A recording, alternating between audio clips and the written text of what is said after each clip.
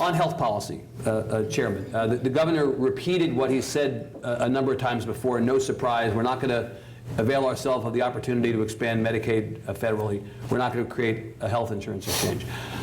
That is, again, no surprise there. That's where he is, and you all may very well be with him on that, I assume so. Don't expand Medicaid? Don't create an insurance exchange? Don't put words in my mouth. Okay. Okay, Senator. I'm going to sit here and listen to your words. Go ahead.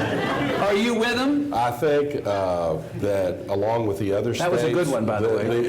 Along with the other states that are opposing expansion of Medicaid under the Obamacare plan, I think it's the wrong way to go. Medicaid, and I talked about this in committee yesterday, it's important that we take care of this population of people that are served by this program. But if you look at the growth of Medicaid over the last decade, it's been about 14% a year in our state budget. Right. Overall, the budget's grown 6 or 8% a year. And so that Medicaid growth above the base growth of the budget's crowding out roads, water, education, every other thing. Yeah.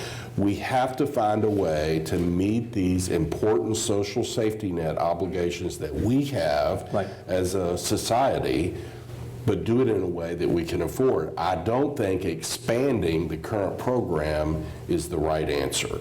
I think that we have to have the federal government ideally block grant that money to the states, and if we can't get that, a big waiver program that allows us to design not just a program. Texas is a big, diverse state. I think it's going to take several programs to meet the needs of our state. We're handcuffed by the federal government now. How likely is it that the government's going to say, okay, never mind on all those mandates, we're just going to give you the money? Well, look at what's happened with the exchanges. They reset the deadline, and now they're saying there is no deadline on the exchanges. And so when you have big states like Texas and Florida, they're saying we don't want to be a part of this, I think it's going to force the federal government to come to the table. And there was a lot in the Supreme Court ruling on Obamacare that I did not like, but the Roberts portion of that ruling that said the federal government cannot use federal funding on existing programs as a hammer to force you into new programs. You like that? That's very significant. Yeah. Think about the things like the 55-mile-an-hour speed limit that all of us in Texas love so much. Mm-hmm. That was forced because they were threatened to pull federal highway funding. Right. You know, that they can't do that anymore, the way I read that. And so I think it's very significant. Well, it sounds to me, Senator, that in fact you do find yourself in a similar place with the governor. Similar. Yeah. But where are you different?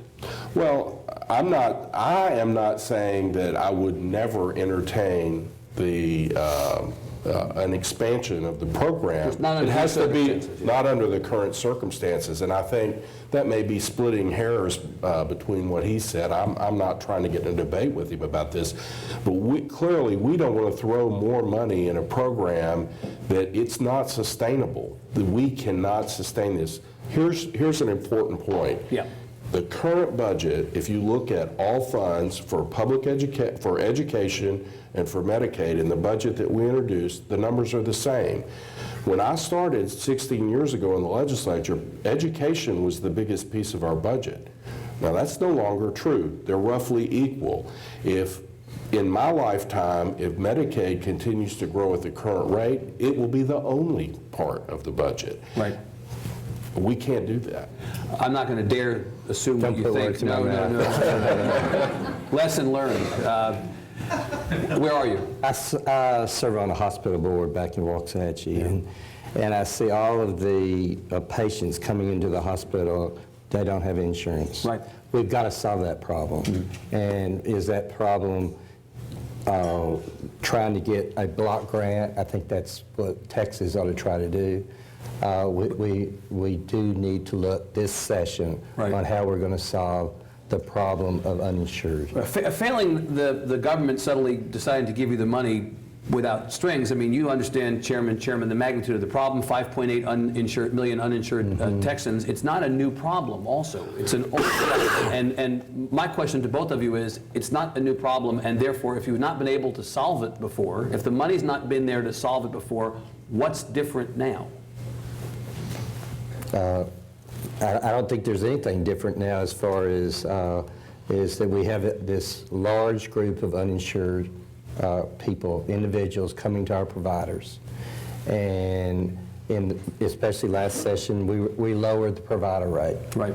If I was on Medicaid, I'd probably have to shop around looking for a doctor. Yep. And I think that's something we need to look at, is getting to be very critical. I guess as I get to be in the Medicare age, I'm there, that I worry about being able to find a doctor for Medicare. Yeah. And I think that health issues is a huge problem that we have in the United States and also in Texas. And the strings that would come with the federal money, just to close on the loop on this, the strings that come with it are bad enough in your mind that you're leaving all that money on the table that would potentially be available to you in the medium term. That's okay. It's worth leaving that money on the table. I think you're putting words in our mouth again. There was a question mark. Okay. Yeah. Okay. I would say this is the way you negotiate. And, Right. Use your leverage. I think the leverage we have is they need to expand the program into some big states like Texas and Florida. Clearly, we're resisting the expansion of the existing program. I share Chairman Pitt's concerns.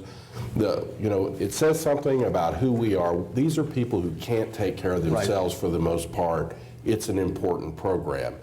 Where I would say what's different, to answer that question, is what's different is the Roberts ruling and the fact that for the first time in my lifetime, we have some leverage to push back with the federal government. Right. And I think it's important that we assert our state's right to do this the way we want to do it. Good.